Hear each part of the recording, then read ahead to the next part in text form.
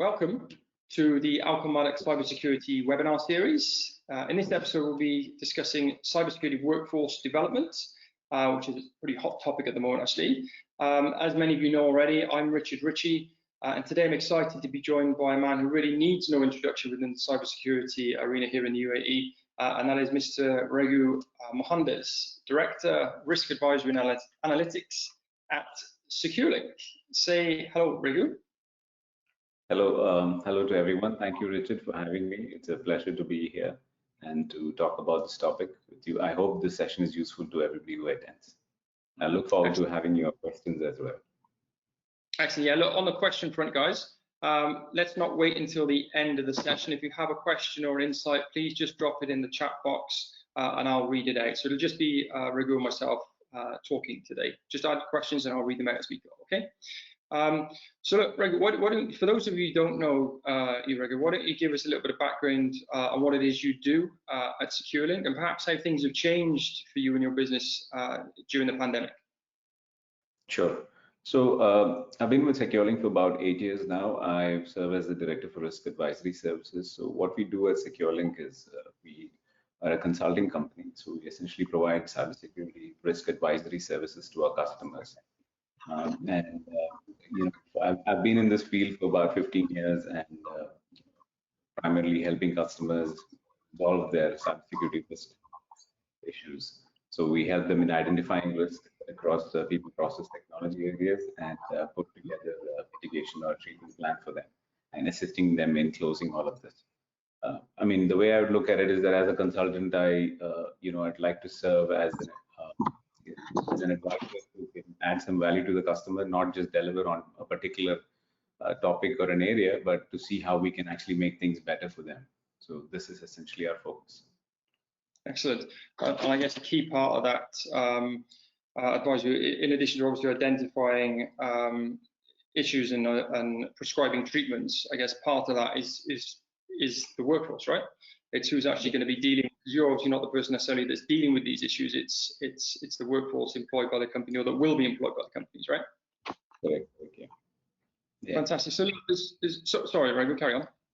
No, I was just, you know, I think I didn't answer the second part of your question as to how things have changed for us during the pandemic. I think, of course, I think everybody's affected by the pandemic in some way or the other. I think the positive thing for us is that travel has reduced. So I get to see most of my team here, which is, I think, a good thing. I think a lot of them don't have to travel now because we do a lot of work across the Middle East. So I think that is, I think, the good thing. Of course, you know, the bad thing is that, you know, I think expectations from customers have always gone up, which is, you know, not necessarily a really bad thing, but I think, you know, the value that they expect is much more, and because everybody's budgets have become really tightened now. So those are the kind of things I think that's affecting everybody today. Yeah. How does that work though for a consultancy firm? If you're like, what kind of additional value can you offer in a time like this? Because if you just talk specifically about identifying threats and prescribing treatments, yes. What more is there? So what happens is that, see, a lot of it is, you know, so some, you know, customers have specific requirements, but sometimes it is also about seeing how that adds value to them in the long term, right? So maybe they just need, sometimes it's also about educating customers. So that is some, you know, effort that I think as a consultant you need to put in, because they might ask for X, but they might really need X plus Y, right? So just to sort of make it very simple. So yes, sometimes being able to tell them why they need that additional, you know, scope of work or why they need that additional activity to be done. And if you're able to make them see it, then I think, you know, that's where I think we are successful. Excellent. Okay, great. So look, the three kind of areas I know that you were quite keen to cover off during today's session were just essentially giving the people who are participating in the session today insights into three sections, right? That's the internal structure of a cybersecurity organization, managing the skill gaps within a rapidly evolving field, and then also how to secure talent that accurately maps to your organization's specific requirements. So let's take each one of these in order. So let's first of all look into the internal structure of a cybersecurity organization. So tell me what you mean by that specifically, Raghu. Right. So I think, first of all, I'd probably start with the statement that, no organization is the same. So obviously what works for one will not work for the other.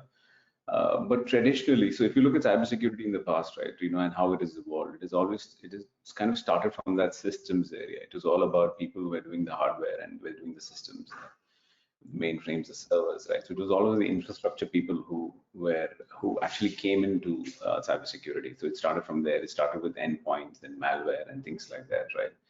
Over a period of, so then we had networking folks who got into security. So it was, security teams comprised mostly of that. And then it was more about applications teams. And now we find that it's really a mix of everything, right? But within the great focus on people who are able to, code. So because with things moving to, you have infrastructure as code, security as code, everything is sort of moving towards that. So we kind of see this sort of shift from infrastructure networking to applications. So these are sort of the broad skill sets that we see.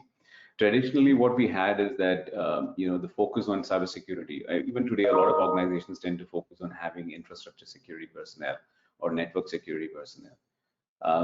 But as more and more organizations become more agile, they tend to have more internal applications that that they're using to provide services to their customers. So everybody's tech enabled, right? So the pandemic is the biggest shot in the arm for digital transformation. So everybody is looking at, okay, what can I do online? How can I provide my services in a more easier manner so that people can consume this? So I think with all of that, what we see is that there's a bigger shift within the security teams as well. So more and more organizations are actually looking for people who can actually deliver, look at security comprehensively. So look at it both from, infrastructure, networking, applications, and also finally out the customer itself, the entire customer experience. So you need to, security personnel really need to understand that. Broadly, earlier at least, what we used to see is that we used to have some technical folks who used to run the operations, things like firewalls and devices and all that. And then there used to be the risk and compliance guys. So broadly, we still see that, that sort of segregation still. But that technical, group of people now are not just limited to doing administrations or managing firewalls and things like that, but we see them being sort of laid across the entire tech stack. So this is kind of what we see. So I would imagine most companies have, I guess, a cyber team in place. But do you find that there is, you don't necessarily have a team that deals with cybersecurity exclusively? They're more individuals that occupy different roles that and wear a cybersecurity hat, be it for the infra networking or applications piece. Like, what I'm interested in understanding is, a lot of large organizations probably have a lot of this in place already, but for a smaller organization that's now growing, who perhaps haven't considered this before, where do they start? Yeah, so I think it's important that there is ownership for cybersecurity in the organization. So what I didn't mean is that that you have one person who's managing all of this, but you need to have a separate ownership for this. But the skill sets that have been required have changed over the years. So this is what I meant. So typically, and as I mentioned, most people tend to look at security from two sort of perspectives. One is in terms of the actual sort of operational aspects of security. Of course, there are multiple sort of areas you can go into. Even when you go into operations, there's the monitoring, the threat intelligence, the incident response, so all of that, right? But that then again depends on the size of the organization, what sort of risks that they have. So it's very important for the organization to look and see, right, what are the kind of risks that we see, and do we need to have the relevant people with the relevant skill sets in those areas. Now, many times what happens is that many organizations are also making use of managed service providers. So that is the risk that they have sort of transferred to somebody else, right? And that is because they think that that is something they can do because their business can sustain in that model. But it is not the case for others, right? For some organizations, they will not be able to do that. They want to manage it internally, and they might have a higher sort of risk exposure. They may have more threats that can actually impact them. So it is essentially, I think the deciding factor is what is the risk that you have? How much of that risk are you willing to accept or act on by yourself? And how much of it is that you want to make sure that you give it to somebody else because of various reasons, because your business demands it, it makes more financial sense, it's more economical to do that, or just because maybe you don't have the right skill sets in-house and you think that it's going to be difficult for you to manage those skill sets, right? So there are various reasons that companies do this.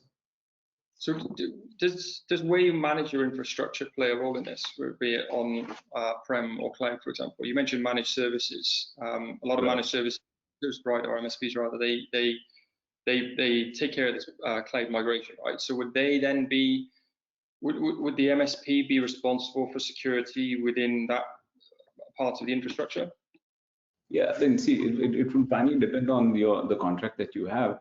But today, broadly, most managed service providers are actually doing this for you, right? For example, the monitoring. Now, you may not need to have your own monitoring teams if you're working with a managed service provider. You may not even need to have threat intelligence teams, or somebody, if you're using a third party to do red team assessments or penetration testing. So there are a lot of these services that you can actually give out to other third parties. But then again, some organizations who are actually keeping all of this within themselves, right? So that means, of course, the cybersecurity team is much bigger. And this is because, I mean, why would an organization, what would be the reason that they would want to keep it in-house versus outsource it or have some sort of a hybrid model? As I mentioned before, it is really the risks that they see and what is really the benefit to the organization itself from a cost perspective, from an impact if something happens, right? How well will they be able to manage this, right? So it really depends on all of this as well. Sometimes the application itself. So again, when you talk about the cloud and you talk about the services you consume from the cloud, there are different ways that organizations are doing this, right? So the security component that comes in will also be dependent on that. So if you're just taking infrastructure and running all your applications, so you are now responsible for all of this, right? But if you're taking, say, for example, something like Office 365, right? You're just consuming Office 365, then what your part is really then limited to is the configuration of that Office 365 and what are those permissions that you're setting up for your users, right? So the security team that is then in-house managing that particular application has to only worry about that. Whereas if you're just taking the infrastructure and say that I'm going to have my own, mail services that I'm going to operate and provide to my users, then the risk or the onus of protecting that is now with you as an organization. I have a question for you, and this is based on something that was mentioned by Maribel. She's the principal security architect at AWS when we had her on our webinar towards the end of last year. She said that the key differentiator for cloud is security. Would you concur with that? Or because I've spoken to different people who have a slightly different opinion. Right. So this is what I said, right? So the key differentiator for cloud can be, or security can be cloud, but it depends again on what sort of cloud service are you going to use, right? So if you are, for example, just taking, for example, I'm just hiring a droplet on something like DigitalOcean. I'm just taking a instance of that. I'm going to be so all I'm getting is like a virtual machine or something like that, or I'm just consuming a service from one of these service providers. Then I'm responsible for everything that I put on there, how I publish it, what measures I put in place. So I can add different layers as I want, but then again, it all depends on me as a consumer. I mean, as a customer to that service provider. Whereas if I'm now taking just the service from them, so if I go to Salesforce and I subscribe to Salesforce and I say that, okay, I'm going to take 50 users licenses from Salesforce or from Office 365, the onus of protecting that now rests with Microsoft or with Salesforce, right? I mean, they are the people. The service provider now has to ensure that they are putting all the controls in place to protect the application and the data that is being stored on that application. So that is where I think the difference. So I do agree with what she said, but then again, it depends also on what service is actually being consumed by the customer. Yeah, understood. And talk to me briefly about, you mentioned obviously different hats within the cybersecurity structure that changes from one organization to another. But talk to me about the concept or the idea of DevSecOps. What does this mean to you? Okay, so DevSecOps, I think over the last few years, it's as I mentioned, right, especially with movement to cloud, we see that there is a very high demand for professionals who are able to operate in that development and operations environment. Because what's happening is that nobody wants to really, or a lot of people don't want to today invest on on-premise infrastructure. So everybody's talking about, how do I consume? Like if I want to scale my server farm on Amazon or on GCP or Azure, I should be able to do this very quickly.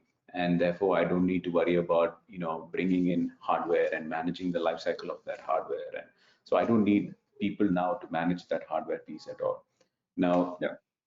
The challenge really that comes in is that because we are living in such a very agile world and the expectations from customers are changing so rapidly, organizations have had to scale up their efforts to provide these digital services, right?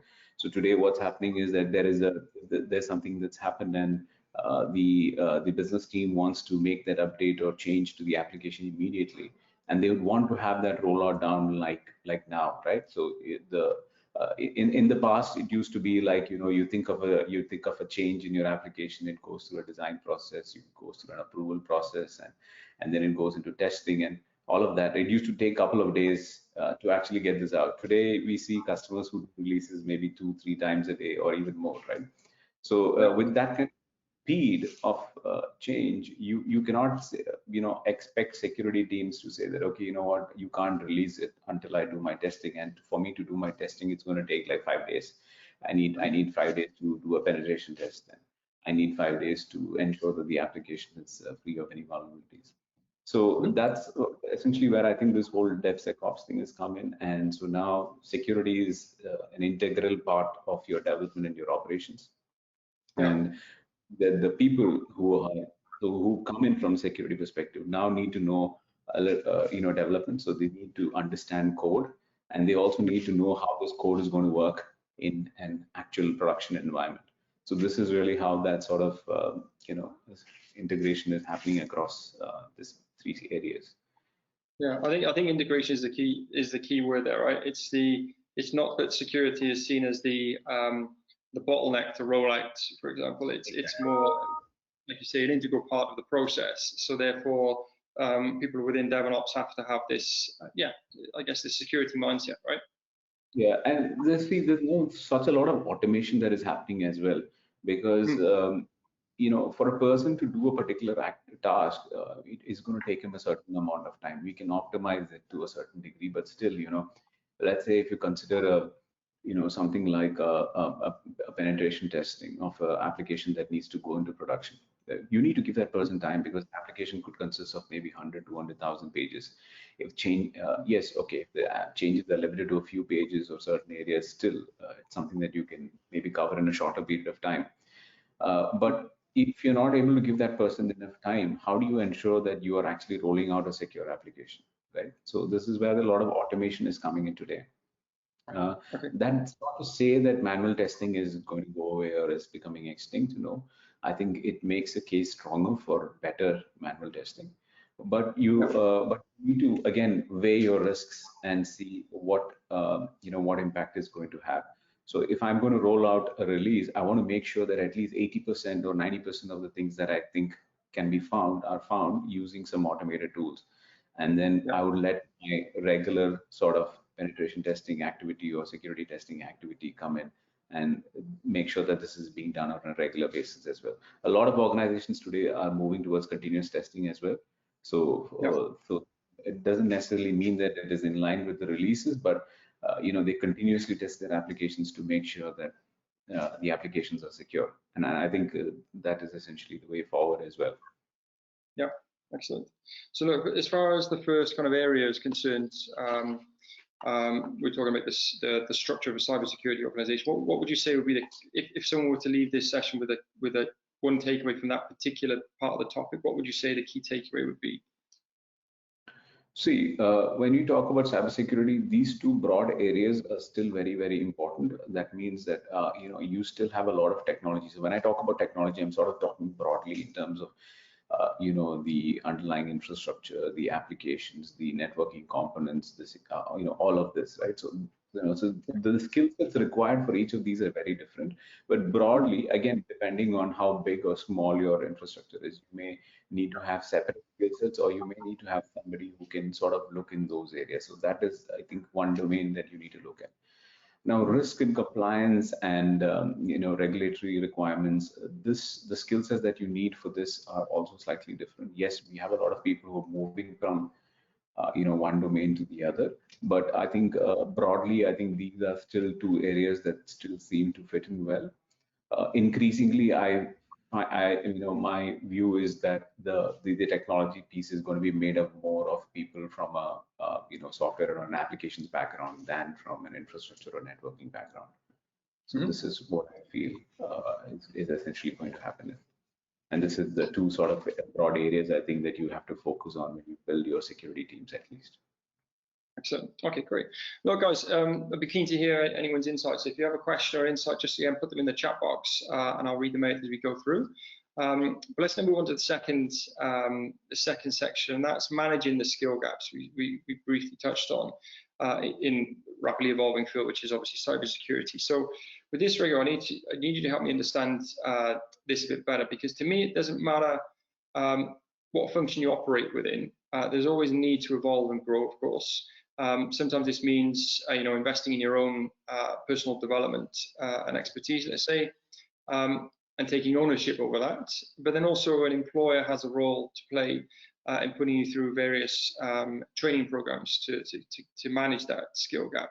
So if that's the case, then how does this gap, if you like, even exist? If companies are always looking to fill this, how does it exist? And where, I guess, the question is, where is the gap that you see, given the conversations that you have with clients?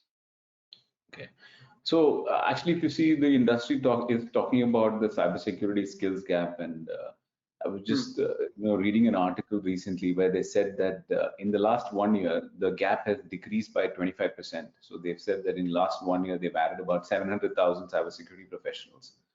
Okay, worldwide. Okay, interesting, but they still say that I think globally this has to grow by about 80 or 90% in order to actually address the unemployment problem that is there. So that's one side of this, right? The other side of this is that does this gap really exist? Okay, is this a gap that is made up by people in the industry themselves? So the reason I say this is that I think you may have seen many times, there are posts on LinkedIn, by certain people who say that, there's this requirement for this particular technology, and the experience requirement is 15 years. I am the creator and founder of this technology, or, I created this, and I just created this like 3 years back.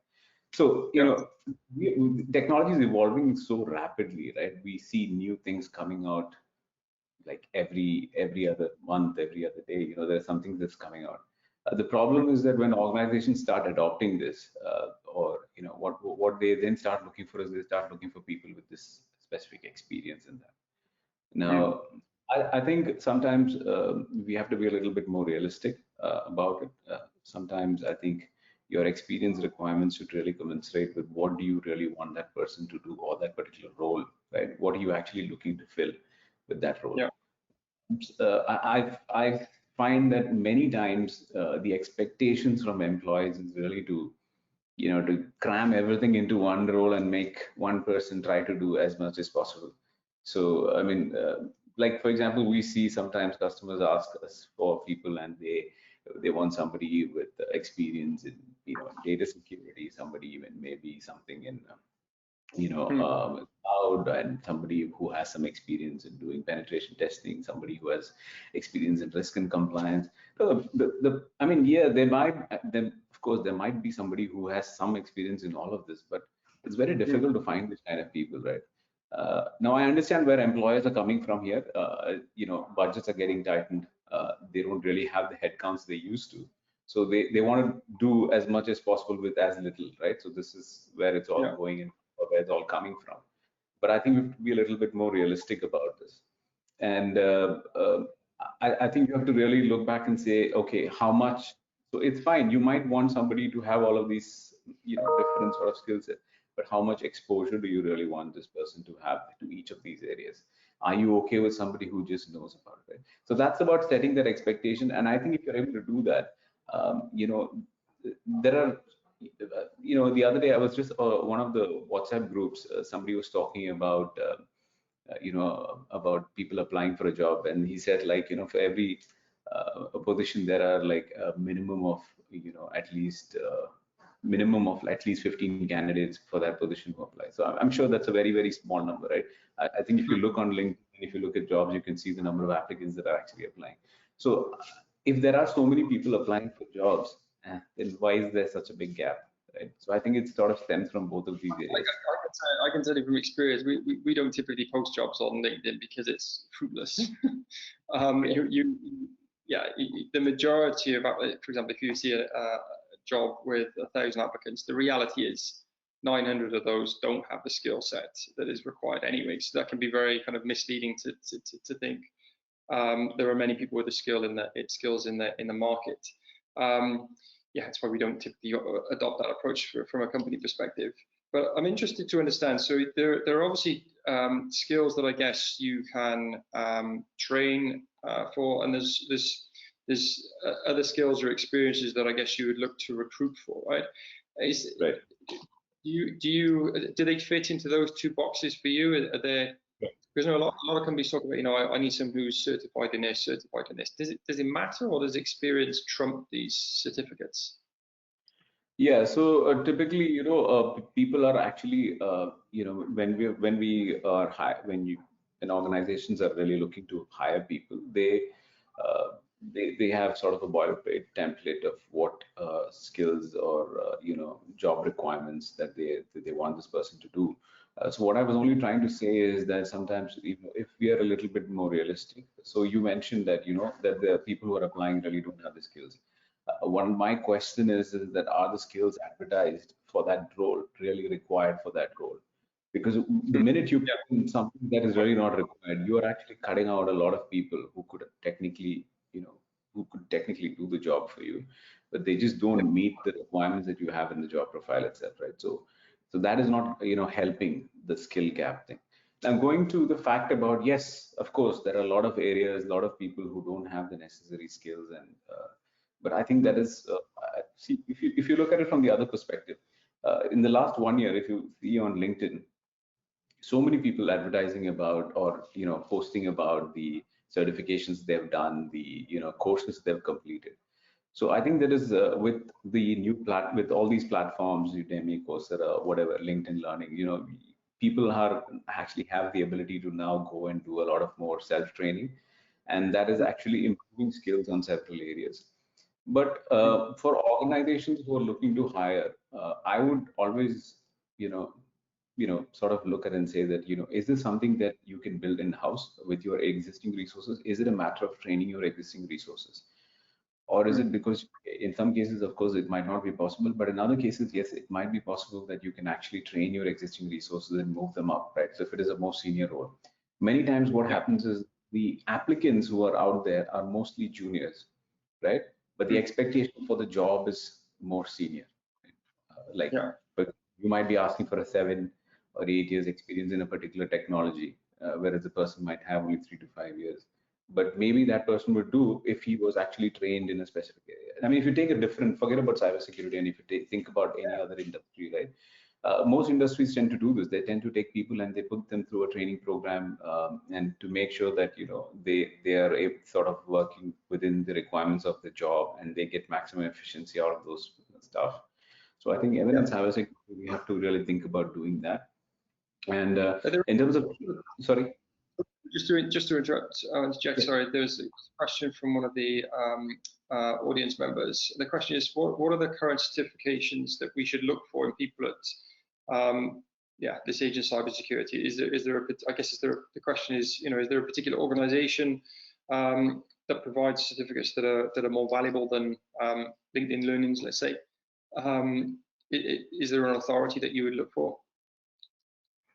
See, most jobs today, from a certification point of view, I think, widely accepted jobs are from the regular providers, like for example, it could be the SACA credentials, or from ISC squared, or CISSP, CISM. All of these kind of credentials are mostly what everybody looks at. So these are sort of like maybe vendor neutral certifications, you can call them, right? But to answer the question more specifically, what I would advise is that if you look at the role that you want to do, or what is it that you think that you want to do in cybersecurity, and go for certifications that match that. If you are a person who's very keen or interested in doing things like penetration testing, doing malware analysis, forensics, you need to look at certifications that relate to that. If you want to move more into sort of risk and compliance, then you can sort of look at certifications like this. So, sorry, Reghu, you mentioned a couple of awarding bodies for such accreditation as well, right? Can you just for the listeners, can you just mention those companies? I think it says CISPS, yes? CISSP from ISC squared, and then you have different like CISA or CISA or CISM. All of these are from ISACA, so all of them provide this. But what I was going to say is that so these are all good. Like if you're a person who's looking to move into cybersecurity, then I think working towards a CISSP is definitely a good sort of broad area, right? Because CISSP covers different domains, so that's something that you could do. But if you are already in this field and you're looking to improve your say employability or your credentials in this, then look at the area that you are in now, and if you're happy with that area and if you like what you're doing, then you need to focus within that area. So this is what I was trying to say. Apart from this, there are other programs out there as well. So for example, we've partnered with the British University to roll out some certification programs which are focused around the workforce development. This is for people who are currently working in certain areas and they would like to maybe move ahead there, right? So there are some certification programs that we are rolling out with the university as well, and this is something that we see is happening across, right, globally. More and more educational institutions are moving into this space as well. So before, most of the trainings were only being provided by third-party providers or by organizations, non-profit organizations like these. But now we see that more and more educational institutions are doing this as well. So we see more universities who are now coming into this stream. So I think everybody from the Harvards onwards, everybody's trying to sort of moving in that space. And those are also good. I think that's also an area that you could look at and sort of improve your credentials.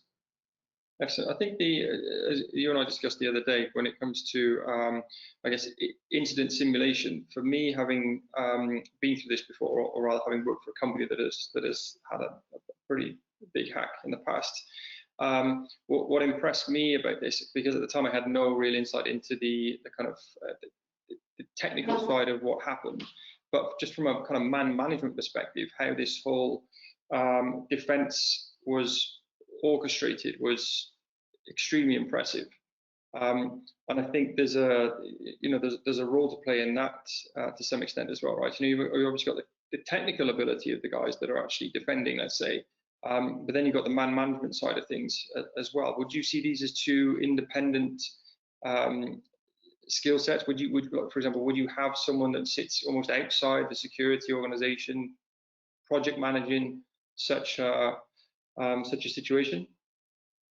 Okay, so there are two aspects to this. One, so I'd probably talk about the first part, which is you talked about sort of like the simulation aspect, right? So I mentioned earlier that this is something where organizations need to look in-house and see, what, so when we talk about certifications, a lot of the certifications, or mostly all certifications are they focus on the knowledge aspect of it, right? So if you think about knowledge, skills, and abilities, I think most certifications really are focused towards more about the knowledge aspect of things. But the ability to do something, right? The efficiency in with which you can actually do that activity. So if you take something like incident response, you can learn about it, you can read a lot of books about it, but unless you're actually in a situation where you have to respond to an incident, it'd be very difficult to see how you would actually behave, right? So this is almost as good as like, I have a pilot who's, studied all the books about flying in the world, and then I'm putting him on a plane and asking him to fly with me. Right? So that is so that's a difference, right? I mean, I don't know how many people would want to be on that plane, right? He could be a PhD in flying, but if he's never flown before, it's a big question mark there. So I think in certain situations, in cybersecurity also, there are certain roles which are very, very critical, and I think it's important to put people through certain simulations, right? They need to be able to, they need to know exactly how to respond, and things like incident response is one of those very critical areas. So there are so many ways in which this can be done now, and we see that more organizations are moving towards that. So because you have this knowledge that you have, that you maybe gain by doing certifications or doing some vendor-specific training on a particular product, but how all of this comes together, if there was really an attack on my organization, how would I or my team that is part of the defense, like my cyber defense team or my blue team, how they actually respond to this. So I think it's very important for organizations to really go into that mode and now. And we actually see this happening as more and more organizations have started thinking about this. So the concept of cyber ranges has become very, very prevalent, and we see various platforms. So for example, we work with a platform called SECURELiNK, which does this as well.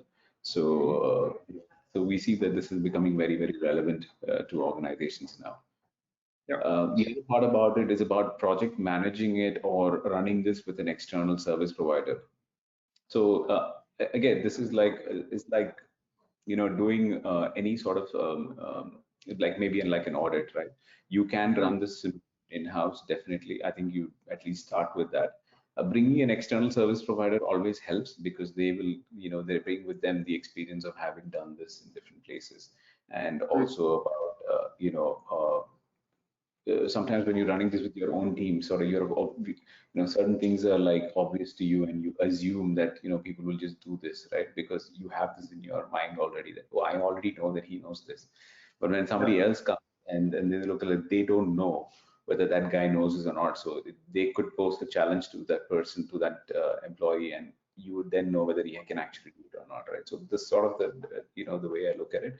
So I think internally, yes, you need to do simulations, and I think that it's every organization should really do this. If you have a cybersecurity team, if you are concerned about cybersecurity, you're worried about protecting your data or your applications, you should run a simulation at least once, twice in a year. Regarding bringing people from outside and doing it, yes, that is still something good, but that I would leave it to the organization to decide as to how they want to do it. You mentioned obviously breaches a few times there, and again in conversations that you and I have had in the past, you certainly expressed let's say an interest to some extent in people that have lived through breaches, because they've got it's more than just time in the trenches, right? It's actually live experience, irrespective of how good or bad the result of the breach was. And having lived through it is an employable skill, right? So how would you even go about identifying such people when typically NDAs are signed, unless obviously the attack is in the public domain? Right. Yeah. This is one of the challenges that is there. So earlier, people used to say, okay, like for example, right, if you are a service provider to an organization that got hacked, it's considered a bad thing. But I think from my perspective, I don't think that's a bad thing. So I'm just talking about service providers. And if you're an employee in that organization, if you're a cybersecurity professional tasked with protecting that organization, and if something bad happens to that organization, if there was an attack that went bad, I mean, in the sense that bad press, whatever, negative impact, but they recover. Eventually everybody will recover. So there's a learning experience for all the people involved. Of course, it is not a good thing for the organization in the short term, but I think long term it is more beneficial. Regarding employing people, we find that a lot of people lose their jobs if something like this happens. I think in cybersecurity, the one thing that everybody agrees with is that there's no 100% security. So you eventually try to plan for as much as possible, but something could go wrong. Of course, it depends also on the incident. If it was something very silly or something that people could have really seen coming, right? So, so the point is that, if somebody has been through that sort of experience, is definitely somebody I think you should look at hiring. I don't think it's a bad thing. I don't think that, just because it happened on their watch doesn't make them or their skills poor. If anything, I think now they are at a much better position than maybe that you are, because if you've had nothing under your, does not mean that nothing is ever going to happen, right? So this is what it is. Yeah, it's a very good point. I heard it slightly differently a few years ago when someone told, I forget who the quote was from, but they said the best way to remember your wedding anniversary is to forget it once. Yeah. And it's the same for you, I guess, right? If you've lived through a mistake, then you're infinitely less likely to fall foul of perhaps the same mistakes, or you'll have insights that other people won't have, right? Yeah, but more because I think in this field, I think in cybersecurity, especially with people who are tasked with defending their organizations, they live through a lot of stress, and they sort of take on the responsibility of trying to protect the organization. Yes, things could go wrong, but if they're able to pick up and recover and learn from that experience, I think it makes them a very, very valuable resource for their organization or for any other organization. Now, the challenge is like what you mentioned, right? We have, anybody who goes into this field knows that there are strong non-disclosure agreements in place. You sign so many confidentiality agreements and things. And specifically in the region, we have a tendency to not talk about incidents. But I think, eventually that will change here as well. I think we see that happening more and more. More organizations, maybe in the same sector, maybe somebody in, financial services, banking, whatever, they get together and they start sharing information. But eventually, I think this is something that is going to happen. And there are more and more governmental organizations who are now involved in activities like this. So that will lead to more disclosure of such incidents. Yes, there might be a time gap. I think that will still help. That I think is also a step in the right direction. Yep. I think that from an industry level perspective, that kind of collaboration or coordination to some extent is necessary, right? Everyone should look to benefit from one company's hack, let's say, right? Correct, that's true. So, as an industry, there are several things that are happening around this space, like, for example, threat intelligence feeds and all of this.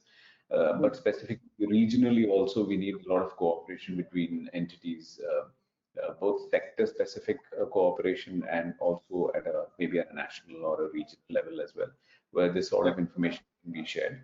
And that will really help improve the overall defenses. It is happening to some extent, but of course that can greatly be improved. Okay, excellent. Okay, fine. So that kind of concludes the second part. So we're managing the skill gaps within cybersecurity. So what would you say for this particular piece would be the kind of key takeaway for you as far as how companies manage this? Yeah, so first is I would say look inward, train your own people, and for training, try to focus on more realistic training. I think simulation trainings are today the way to go, for organizations. At the end of the day, what we're trying to do is we're trying to prevent something from happening, and if something happens, you want to be able to respond quickly, right, and recover from it. So these are the three key things. You want to prevent, you want to be able to respond, and you want to be able to recover quickly. So in order to do all of these things, I think it's always good to go through that simulation to see how can I prevent, how can I respond, how can I recover from this activity. So I think from the perspective of skill gaps in training, so these would be some things. And of course, also being about more realistic in terms of your expectations of whom you want to hire would definitely help. I think a lot of people would find jobs more quickly. Yeah. Definitely. People finding jobs and people finding candidates, right? Because you have the job description that's 4 pages long, and like you quite rightly articulated, and this isn't unique to cybersecurity, it's right across the industry, right? The reality is there's usually only 5 things that a company needs. Everything else is nice to have, let's say. And it's helping. One of my roles is actually helping companies identify, okay, what are the 5 must-have things you need in a candidate. Everything else is nice to have, but everything else is often implied by the role anyway. Okay. So it's key to focus on those things. Okay, great. So look, let's move to the final section, which is securing talent that accurately maps to your organization's specific requirements. Now, this is a given, right? Getting people to do exactly what you need. Yeah, I mean, okay. I mean, see, what happens is that, the job description is an indication of what are the things that you want to do. But today, as I mentioned, everything is changing so rapidly. I think you need to have an agile job description as well. And you need to be able to make sure that, what you want in a person is somebody who's, could be a quick learner, ability to adapt and change. And also, I think good soft skills. These are sort of like broad areas, I think, that every candidate should have these days in every sort of job. Because that's how the world is today, right? You can no longer afford to be, somebody who is just going to do one thing and not change for the rest of their lives. So those are sort of areas I think to become more employable. I think these are all some things that I think every candidate should really look for as well. I mean, should try to imbibe or try to develop these skills within themselves. Mm-hmm. So look, given what you do at SecureLiNK, you must come across companies that are, I guess, still looking to define what their cybersecurity requirements are for such candidates, right? Where would you recommend they start with this from I guess a skills identification standpoint? See, today there are a lot of tools out there that can help you. When I say tools, I'm not talking about like products or anything like that. There are so many resources that are available today to help you do this. So, for example, I would direct them to the NIST, the NICE framework, basically the National Initiative for Cybersecurity Education. So they've come out with this career pathways tool. This is a good area for organizations, employers to look at. I mean, I think the release now is much more user friendly, and you can really come out and build a role that is most suitable for you. From that, you're able to sort of even deduce and say what knowledge, skills, and abilities these candidates or the person who's going to fill this role should have, right? So I think that those are some things that could be a good starting point. But I would go back to, I keep talking about risk a lot, but, I think it's very important for the organization to understand what are they facing, and therefore, what are the kind of people that they need to face that threat, right? What is the risk out there for them? How does it impact them? And to mitigate that, what are the skills they need? So, I mean, specifically within cybersecurity itself, but of course, notwithstanding, you need all the other sort of soft skills and analytic capabilities and ability to change. So these are all given things that I think you would want a candidate to have. But apart from that, I think some areas that you need to focus on. Yeah. So am I right in saying there's no, so if, for example, a company is fairly young and growing probably quite rapidly because of what's happening at the moment, if they don't have cybersecurity covered as a function, certainly, let's say in the organization. So if they're thinking now that, okay, cybersecurity is something I need to take more seriously, what is the first step for them? Is the first step for them recruiting someone to manage this, or is it upskilling certain individuals within their existing tech team? Where do they start? I think the first thing is to make sure that the people who are responsible, like for example, management, top management, owners, whatever, right, key stakeholders, shareholders, board, these people understand the need for this. So now, if they understand the need, then automatically they would hire somebody to manage and oversee this, because as I mentioned before, ownership is important. You need to have somebody who owns cybersecurity in the organization so that things can be driven top down. The strategy and the objectives for your security program need to be defined, in line with your business requirements, driven from the board down all the way, to an administrative level. So it is important to have somebody who takes ownership of this, and then that person would then be able to sort of, bring on board people in line with, the initiatives that they have, what objectives they want to achieve, and which initiatives will actually help them achieve it. So the skills or the people that they would hire would then sort of depend on this. Yeah. And just from your experience, do you have, when you're engaging with clients, do you have clients that are that are at that early stage, or do you typically deal with companies that are I guess more advanced? I guess if someone comes to you, they've already established to some extent that they have a cybersecurity issue that needs addressing, right? Do you deal with younger companies that are still looking to get this box ticked? Yeah, so the good thing now is, I think, especially over the last few years, this is really the whole sort of understanding and acceptance of cybersecurity professionals. The profession has changed, so you see more. So we don't deal with any sort of large enterprises, or even medium to large enterprises who don't have at least one person managing cybersecurity, right? So there's always the reporting lines may be different. So sometimes maybe security is still treated as a function within IT. Again, that is something that is changing. We still see reporting lines to the CIO. There's no dedicated cybersecurity function as such, but there is a person who's responsible for it. I think it's all part of the maturity and evolution of the company itself, and also the importance they give for this. So it's a bit like, for example, it's not similar, but I think, like, if you think about health and safety, right? In certain industries, health and safety is very, very important, right? Yeah. Overrides that, right? I mean, health and safety pretty much overrides everything else. But in certain cases, in certain organizations, may not be so. It's not that because health and safety is not important, but just the risk to people because of what the work they do, or because what the organization does is not the same, right? Yeah. So there is less of probability of something happening to some in their workplace because of the job that they do. Like, if you just work in an office, you are doing like what we do, like consulting services, right? The health and safety risk is minimal within the workspace, so you don't necessarily need to have a health and safety team and an officer and all of that managing this. But whereas if you work in a plant, it's completely different. So I think it's a bit sort of a broad analogy, but I think when you think about cybersecurity as well, depending on the kind of business your organization is in, if you're taking data of a lot of customers, if you're doing payment transactions, then obviously that is a area of concern. The loss because of a cybersecurity event is much more bigger and higher for you. Then I think you need to have a function and dedicated resources.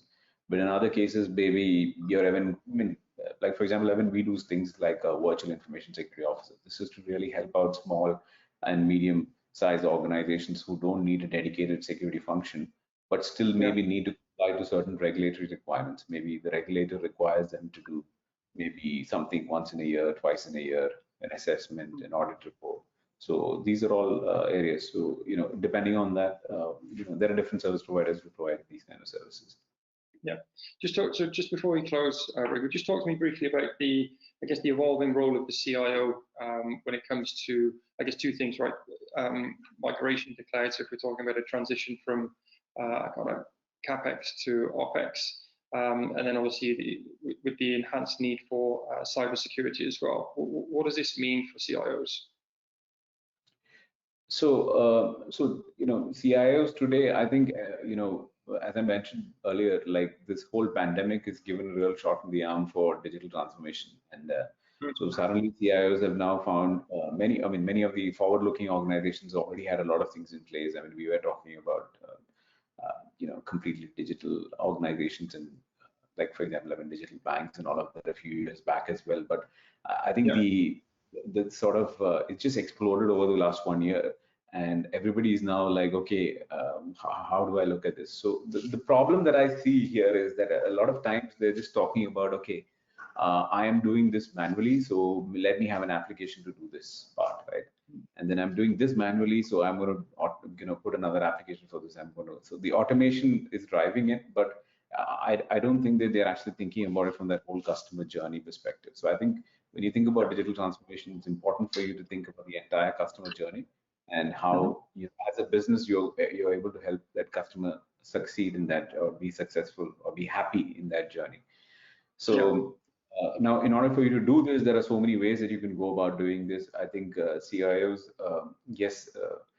have many options today. Earlier, it was all about having your own infrastructure, building your own applications. Today, they can take bits and pieces from everywhere, and integration is a key word today, right? Everybody is integrating with everybody else. So you can have any number of bunch of applications, and all of these applications today are able to talk to each other, and you can just be you can have like a single service portal or whatever to provide the service to your customers. And then in the back end, it can be different things, and you're maybe only paying to those service providers on usage or on consumption. So the ways in which this is being done has also changed dramatically because of the cloud. With all of this, of course, when you start moving everything digitally, you start providing all your services digitally, then the point that we talked about earlier about what does your business do, what kind of services does it provide, that whole aspect is changing now, right? You may have been somebody doing only things maybe in a brick and mortar store, but you've now moved completely online.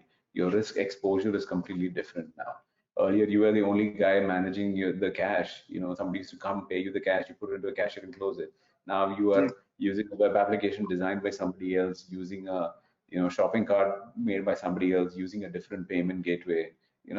It's just become a lot more complex today, right? So the requirements are also changing. So in terms of what you manage this and what you need to manage, a completely digital footprint you have is very different. So so those, I guess, things how they change. Excellent. No, so just finally then, Reghu, what would you say is the final kind of takeaway or insight from as far as mapping your requirements to your next hire within cybersecurity? Sorry, can you repeat that? Yes, sorry. So the last section we were discussing securing talent that accurately maps to your organization's specific requirements. So what would you say, based on what we've just been discussing, would be the kind of key takeaway or key bit of advice when it comes to, mapping your requirements? So mapping your requirements. So as I mentioned,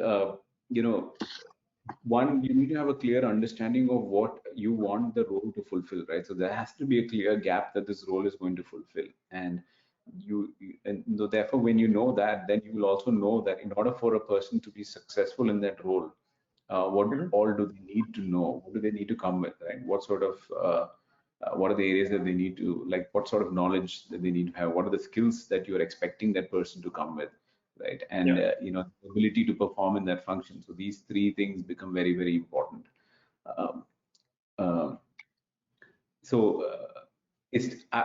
My only sort of word of caution there would be to be realistic around this. And if it is also, the other option is to also look internally and see if there are people who can transition to this role, who have exposure to your business requirements, right? So many times what happens is the role has come about because of the way the business functions, right? As an organization, you provide services to a certain set of customers, and therefore that poses a certain risk to you, right? So that is why that role may have come about. I'm giving an example here. So are there people in the organization who already understand this, and maybe all they lack is the technical capability? And can that technical capability be built, right, over maybe a few months? So what we have seen at least is that organizations who invest in their own people and scale them up typically tend to get better returns, and also I think job satisfaction also increases, right? For the employee. So I guess that would be 2 points that I would highlight.